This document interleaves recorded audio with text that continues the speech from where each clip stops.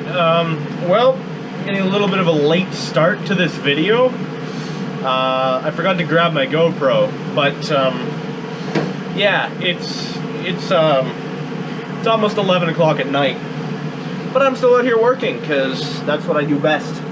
So, yeah, I'm gonna bring you guys along with me. Alright, so this is my project. It's a 1963 Ford F-100. As you can see, it's quite a project. I do have a bed for it. It's just not on right now.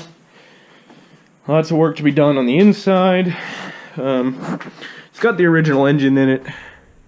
So needs a little bit of work. Needs a radiator and stuff. But yeah.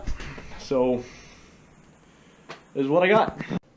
Alright, so here I had just taken the transmission tunnel off, and the transmission was quite dirty, so I was trying to clean it.